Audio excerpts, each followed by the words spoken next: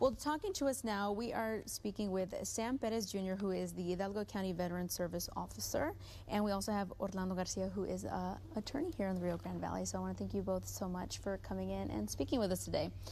Now, we are going to get into a topic that is important for veterans to kind of stay tuned and listen to. But before we get into that, let's talk a little bit about the Hidalgo County Veteran Service Office and kind of what you do over there, Sam. Yes, thank you. Well, Hidalgo County Veteran Service Office has 5 VSOs, and we handle any cases with compensation, pension, and survivor's benefits. So any veteran who resides in Hidalgo or the surrounding counties, and they're having difficulty with their disability case or trying to get survivor's benefits, they should reach out to our office, and we could definitely help them with that. Perfect, most definitely. And so do you kind of see veterans coming in frequently on a day-to-day basis? Absolutely. Just to give you a little breakdown, we see about 25 to 35 veterans on a daily basis, so about 500 veterans a month. We submit about 350 claims, disability claims, pension claims, survivor benefits, and of that nature. So we have a lot of work, and we have 5 VSOs. We do home visits for the homebound veterans, hospital visits if necessary. Definitely. And so I know we're here talking about a specific kind of issue in particular. So I'm going to let you go ahead and take the lead on it so we can kind of get some more education and bring some awareness out there for some veterans. Absolutely. We want to alert all veterans who served between 2003 and 2015 that there was hearing protection that was issued to us, and we are now able to file a lawsuit because they were defective. So any branch, Army, Air Force, Marine, Navy, and Coast Guard, if they did basic training, really that is a requirement because they had to qualify for M16 or M4, 9mm, or shotguns. If they were issued these hearing protections, they should file suit. And that's why we are here. We need to alert all the Valley. These veterans need to file suit with local representation, preferably. Most definitely.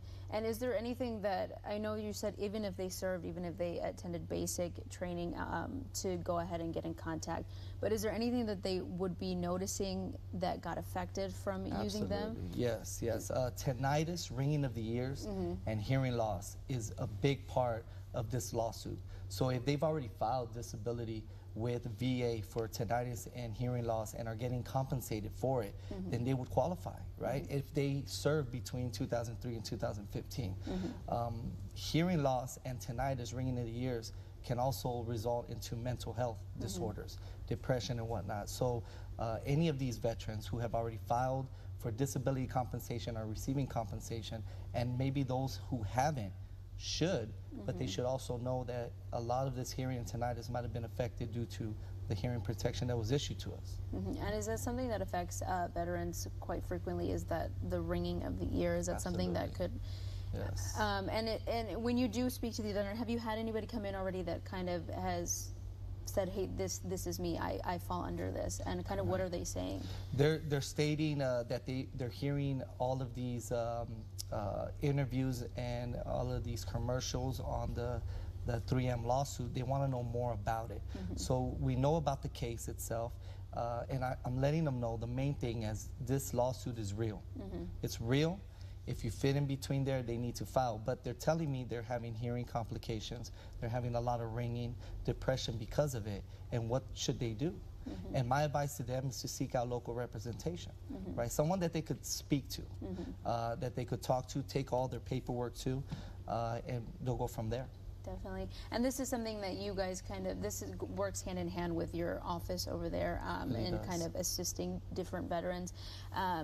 And so what would you tell some veterans that may be watching right now that do have a claim that they need to work towards with you? I would tell veterans if they've been denied for tinnitus and hearing loss in the past and they meet the requirements, we could possibly reopen their disability claim based on this defect to the hearing. On top of that, they should definitely get with local representation and file a lawsuit against 3M.